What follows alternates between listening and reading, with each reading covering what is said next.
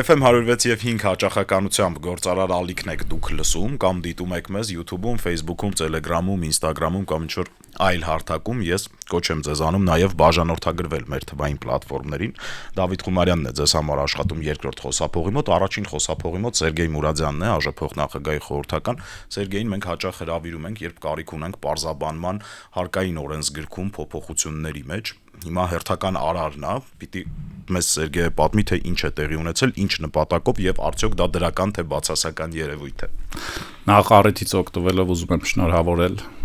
բոլորին աշխատանքի եւ աշխատավորների տոնի կապակցությամբ, մաղթում եմ, որպեսզի աշխատանքը բերի արդյունավետություն եւ բարեկեցություն։ Ըստ էության այսօր մենք խոսում ենք R&D-ին վերաբերող իրավական ակտի մասին, որը տարընկալումներ է առաջացնում որոշ շրջանակների մոտ, եւ հենց այս առիթով էլ կուզենայի որոշակի արձանագրումներ կատարել եւ նաեւ բարձրաբանումների տեսքով հանդես գալ։ Իրավական ակտը նախաձեռնվել է կառավարության կողմից, մասնավորապես ֆինանսների նախարարության կողմից։ Ձևավորվել է հանձնաժողով, որը գլխավորապես հանձնվել է բարձրագույն կրթության եւ գիտության կոմիտեին, եւ հենց կոմիտեի նախագահն էլ ղեկավարում է տվյալ հանձնաժողովը։ Հանձնաժողովում ներկայացուցիչներ ունեն ԲՏԱ նախարարությունը, ֆինանսների նախարարությունը, պետեկամուտների կոմիտեն եւ էկոնոմիկայի նախարարությունը, ինչպես նաեւ գիտությունների ազգային կոմիտեն։ Երկրորդ բանը, որ կուզենայի նշել, կան չափորոշիչներ, ըստ որի որոշվում է տվյալ սուբյեկտը հանդիսանում է կամ տվյալ ծրագիրը հանդիսանում է R&D կամ պարունակում է իր մեջ R&D, թե ոչ։ Այդ 5 չափանիշներն են նորույթի չափանիշը, ստեղծարարության չափանիշը, վերջնարդյունքների անորոշության չափանիշը, համակարգվածության չափանիշը եւ նաեւ փոխանցելիության չափանիշը, որ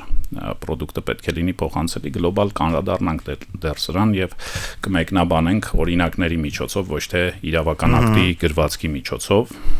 Նշել 5 չափանիշների միաժամանակյա բավարարման դեպքում ծրագիրը համարվում է R&D եւ ինչ է ստանում տնտեսվարողը ստանում է 3 տեսակի արտոնություն, որոնք թերևս ամենակարևորն ու ամենալայնն են։ Առաջինը դա եկամտային հարկի գծով արտոնությունն է, երբ 20%-ի փոխարեն վճարվում է 10% եկամտային հարկ աշխատավարձից եւ դրան հավասարեցված եկամուտներից։ Երկրորդը հնարավորությունն է, որպեսզի հիմնական միջոցները այս գծով արագ մաշվեն, տնտեսվարողի հայեցողությամբ, բայց ոչ պակաս քան 1 տարում, այսինքն պետությունը թույլ է տալիս հիմնական միջոցը արագ մաշել, դրանով քչացնել շահութահարկը։ Եվ երրորդը հենց շահութահարկի գծով ուղղակի արտոնությունն է, երբ համապատասխան հաստիկներին համապատասխանող անձին, որը սահմանված է մեկ այլ կառավարության որոշմամբ, առիթից օգտվելով նաև նշեմ դա 353-ից կառավարության որոշմամբ հնարավորություն են ստանում աշխատավարձերը շահութահարկից նվազեցնել 200 + 100%-ի չափով, այսինքն եւս ավել 200%-ի չափով կամ ընդհանուր 300%-ի չափով։ Հայտերը քննվում են 365 ողջախոհ ժամկետում, բայց ոչ ավելի քան 365 օրում, այստեղ կա խորը փոս ջրբաժան 365 օրվա եւ ողջախոհ ժամկետի միջև։ Այնուամենայնիվ սրան էլ դեռ անդրադարձ կատարենք։ Հաջորդը դա այն է, որ որոշումը հետադարձ ուժ կունենա։ Դիցուք, եթե օրինակ դուք դիմեք մայիսի 15-ին եւ հետագայում հայտը հաստատվի, ընդունենք նոյեմբերի 10-ին, ապա հետադարձ ուժով մայիսի 1-ից հնարավորություն կունենաք օգտվելու արտոնություններից, իհարկե այստեղ մի շարք հարկային հաշվարկների ճշգրտման խնդիր կառաջանա այն տեսանկյունից, որ մի շարք անձինք, ֆիզիկական անձանց անունից վճարվել է եկամտային հարկ եւ նրանք հիպոթեքի եկամտարկի վերադարձ են ստացել, հոդվածով հետ վերադարձ են ստացել, տոկոսների փոխհատուցում են ստացել, այնուամենայնիվ դրանք տեխնիկական եւ կառավարելի խնդիրներ են, որոնք կլուծվեն։ Եվ տեխնիկական մասով կուզենայի ասեի, որ ներկայումս հայտը հնարավորություն չի տալիս միանգամից 3 արտոնություններին դիմել, այսինքն երեք հարկային արտոնությունների տեսակները արդեն իսկ թվարկեցի եւ այդ պատճառով մինչեւ որ մեր գործընկերները կուղեն այդ ամեն ինչը տնտեսվարողները պետք է 3 հայտ ներկայացնեն եթե ցանկանում են օգտվել 3 արտոնությունների տեսակներից թերևս այսքանը արձանագրումների մասով Սերգեյ այս տաղավարը երևի թե ամենաշատն է բարձր տեխնոլոգիական ոլորտի մասնագետների եւ գործիչների ընդունում մեր երկրում կան մարդիկ ովքեր որ այնքան էլ գոհ չեն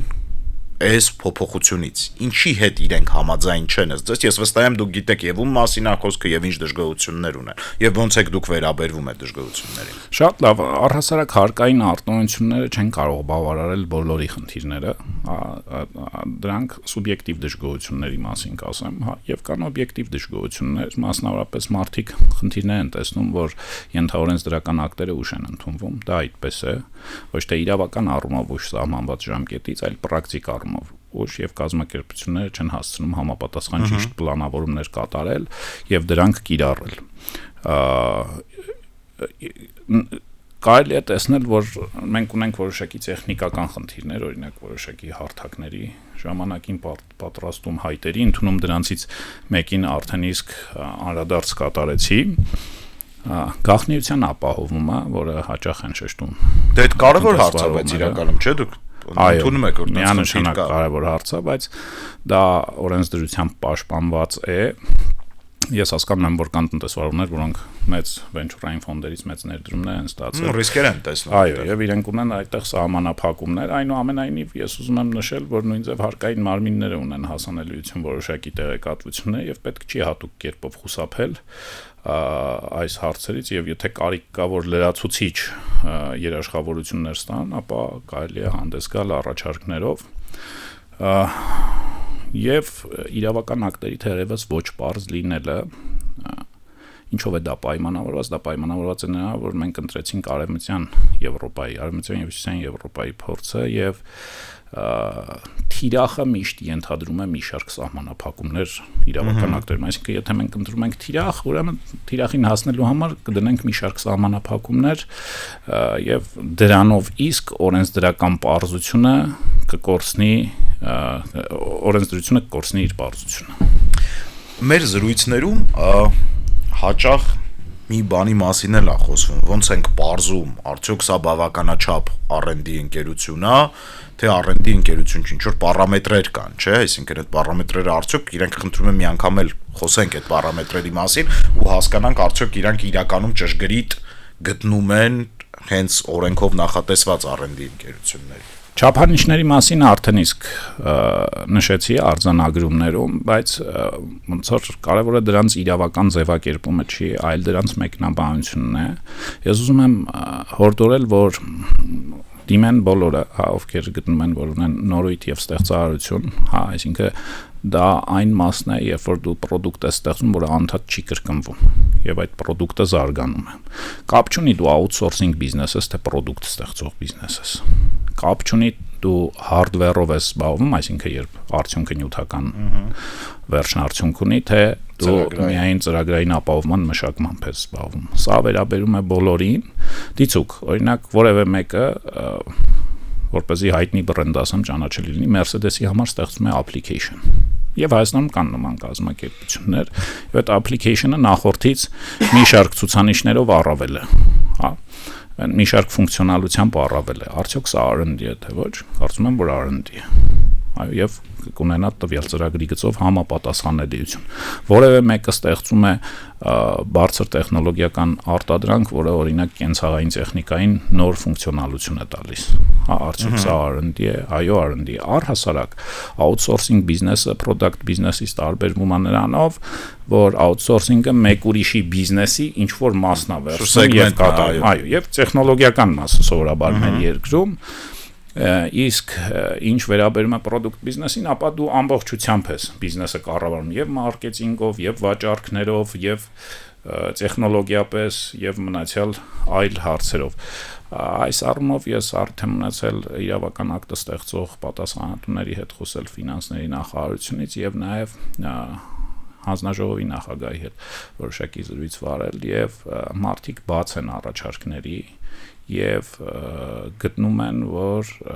պետք է պրակտիկապես առաջ գնանք եւ ապավորից հետո լինեն առաջարկներ եւ ըստ կարիքի նաեւ փոփոխություններ։ Ես գտնում եմ, որ պրակտիկայում վարչարությամբ կարելի է հաղթահարել մի շարք վիճարկելի հարցեր, դա սարքել գործարար սովորույթ, պրակտիկ սովորույթ, իսկ մնացյալ հարցերը, որոնք օրենսդրական անհապաղ փոփոխություններ են պահանջում, կարծում եմ, որ դրանք կլինեն եւ այս ամենը հաշվի առնելով որպես ամփոփում ուզում եմ դիմեմ մեր տնտեսվարողներին, մեր գործարարներին, որպեսզի իրենք փորձ կատարեն եւ դիմեն դիմումների եթե ցանկանում էին հունվարի 1-ից օգտվել մինչև ապրիլի 30-ներ ժամկետը արդեն իսկ այդ ժամկետը հաղթահարել ենք այնուամենայնիվ հաջորդ ամիսների համար կարելի է դիմել եւ ստանալ կարևոր հարկային արտոնություններ։ Երկու հարց ունեմ։ Տամ երկուսն էլ տալիս է։ Ձեր ասածից մի քանի հարցեր են առաջանում։ Առաջինը արդյոք պետությունը ունի այնքան ռեսուրս, որպեսզի հաշվարկի արդյոք այս կամ այն տնտեսվարողը համապատասխանում է պարամետրերին, թե չէ, այսինքն օրինակ իմ գիտելիքները ունեցող մարդը դժվար թե կարենա կողմնորոշվի, այս ընկերությունը R&D-ա, թե R&D չի։ Ես ոնց հասկանում եմ, այդ այնքան էլ հեշտ չի, չէ՞, այդ կողմնորոշվելը։ Այո, ճիշտ է, եւ դրա համար կառավարության որոշմամբ ստեղծվել են հանձնաժողով եւ ենթահանձնաժողովներ, մի քանի ենթահանձնաժողովներ գիտության տարբեր ճյուղերի մասով, որոնք իրենց գնահատականն են տալու հարցի վերաբերյալ, որտեղ նաև մասնագետներ են ընդգրկվելու, փորձագետներ են ընդգրկվելու եւ քանի որ մենք պրակտիկա չունենք, ես չեմ կարող դա լայն մեկնաբանել, այնուամենայնիվ տեսությամբ ըստ էությամբ բավարարում է։ Եվ վերջին հարցը, բայց կարևորությամբ ոչ վերջինը, գործընթացի վերահսկողություն, այսինքն տեսեք, ինչ որ ընկերություն է գալիս, ցույց է տալիս, էքսպերտների խումբը նայում, ասում է, այո, սա R&D ընկերություն է։ Անցնում է, ինքը ստանում է այդ արտոնությունը, չգիտեմ, անցնում է 3 ամիս, հետո այդ մարդիկ, չգիտեմ, փոխում են իրանց ուղղությունը, միտում նա որ կամ պատահական, իսկ այդտեղ չեմ ուզում ինչ որ միտում մանգալ, չգիտեմ, այս պատվիրատուն գնում է, եթե մենք արտապատվիրող ընկերությունների մասին ենք խոսում, այս պատվիրատուն գնում է, ինչ որ այլ պատվիրատու է գալի, ինքը ինչ պետք է անի, ինքը պետք է դիմի, որ ես այլևս R&D-ով չեմ զբաղվում, իսկ եթե ինքը մոռանում է կամ այնքան էլ բարեխիղճ չի ու չի դիմում, այդ հարցը ոնց է լուծում։ Շատ լավ, առհասարակ մենք վերջերս շատ ենք խոսում հարկերի հավաքագրելիությունից եւ ուրախություն մեզ մեր հարկերը առաջի երամսյակի համար բավականին լավ են հավաքագրվել, սպասվածից ավելի լավ են հավաքագրվել, բայց շատ կարևոր նորմ է նաեւ թե այդ հավաքագրված հարկերը կամ մեր պետական բյուջեն մենք ոնց ենք ծախսում եւ ես անընդհատ պնդել եմ եւ օրենքի քննարկման ժամանակ եւ հանրային քննարկումների ընթացքում որ պետք է լինի մոնիթորինգ, որովհետեւ չենք կարող հույս դնել, որ բոլորը բարեխիղճ են։ Եվ մոնիթորինգ սահմանվում է եւ բարձր տեխնոլոգիաների ոլորտի պետական աջակցության մասին օրենքով եւ նշյալ կառավարության որոշմամբ եւ նաեւ ես հորդորում եմ եւ քննարկել եմ այդ հարցը իմ պետ գործընկերների հետ, որ իրենք էլ ձևավորեն համապատասխան փոքրիկ ստորաբաժանում, որը կզբաղվի բարձր տեխնոլոգիաների ոլորտի սուբյեկտներին աջակցության եւ հարկային արտոնությունների տրամադրման հարցերի վերլուծությամբ, ստուգմամբ, ուսումնասիրությամբ եւ այլն եւ ես հույս ունեմ, որ գործնականում նորից սա տեսություն է գործնականում նորից մենք հնարավորություն կունենանք տեսնելու մոնիթորինգ, միևնույն ժամանակ անբարեխիղճ տնտեսվարողներին ուզում եմ հորդորել կամ ովքեր ունեն այսպես ասած ծուռ մտքեր չդիմեն մտադրությունների համար եւ քանի որ թերևս Հայաստանը փոքր երկիր է եւ ամեն ինչ շատ արագ հայտնի է դա։ Կբարձրի թե այսինքն տարբերակ չի լինի, չեն պլստա կարծում եք։ Կարծում եմ որ ոչ եւ եթե ինչ որ անձինք էլ փորձեն այդ ուղղությամբ հաջողության հասնել, ապա դա շատ փոքր տոկոս կլինի։ Այսքանը երևի թե սիրելի ռադիոլսողներ եւ ռադիոդիտողներ, Սերգեյ Մուրադյանն էր մեր տաղավարում ազգային ժողովի փոխնախագահի խորհրդական, Դավիթ Խումարյանն էր երկրորդ խոսափողի մոտ, կհանդիպենք, շարունակեք լսել գործարար ալիքը։